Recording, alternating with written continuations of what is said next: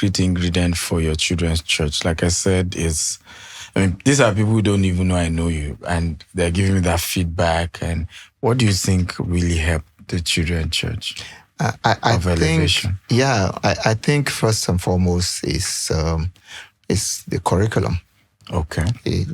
Most people, most churches and leaders generally, whether in the spiritual space or otherwise, we tend to think that the children, that we have time.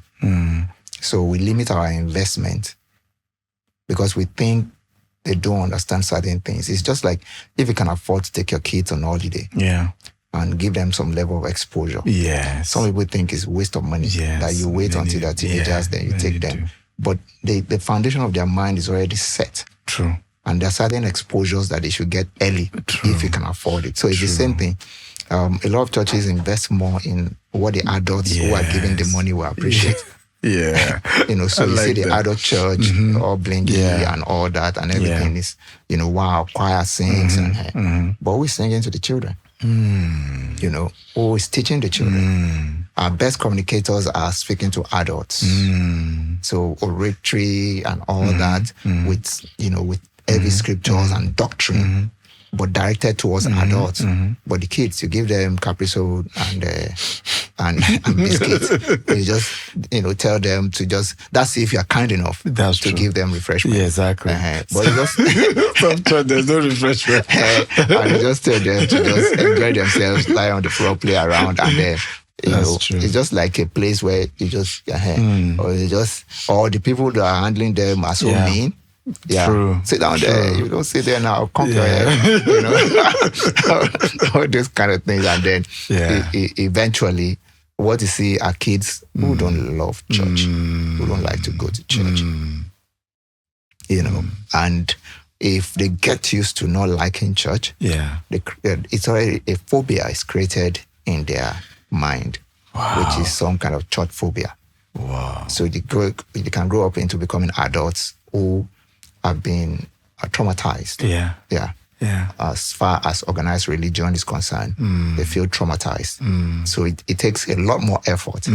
Even if they eventually give their life to Christ and all that, they still feel, and these days where there's a lot online, they feel, let me just stay online. So you have a lot of Gen Zs who may have gone through that, and they really don't want to go to physical church. They're Christians and they really just want to be blessed online. I'm not advocating for that completely. I'm just saying something led to it.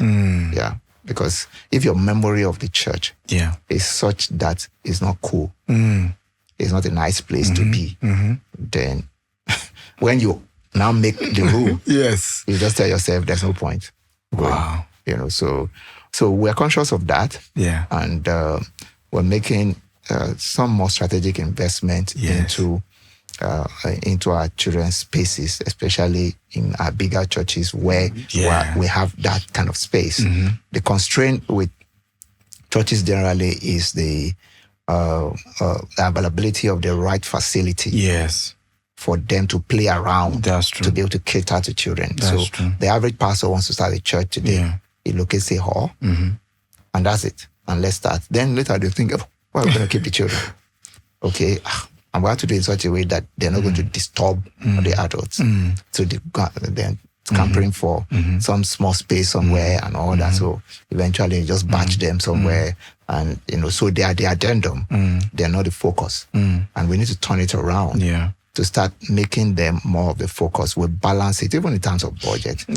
If you ask the average church, the infrastructure budget, operations budget for the year, what percentage of that goes to the children and what percentage goes to the adults?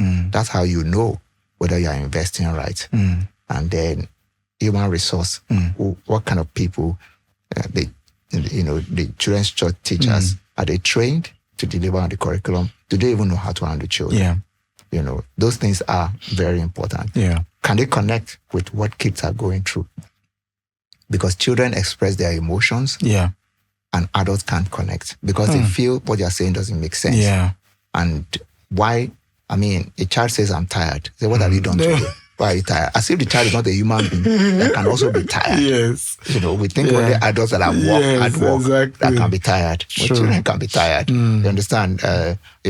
So those are the things, because we feel like the children, they are not living life. So you say, are you paying bills? You say you're tired. You say you can't do this. No, you have to. Yeah. But the truth is that there are a child that is being bullied in school, a child that feels rejected amongst friends, is already under pressure and tasked. Yeah. And if adults cannot connect that the same way, I can be having issues with my spouse or my colleague at work or my boss. It's the same way this child can have issues at their level. And it can be as daunting and traumatizing as what I feel also. True. So these are the things that we tend to factor in to be able to say, look, let's pay more attention to them. Let's invest more. Let the people who teach them also see this as very important and connect and then pray over them. But the last thing I'll speak to is the issue of ambience and the look and feel. Because it has to be welcoming enough for the kids to feel important. Yeah, and the feel type like of painting. Yes, to feel like they're in the right environment that also is good enough for learning. So these are things that maybe we do, and it's really it's been helpful. Yeah, it's been helpful.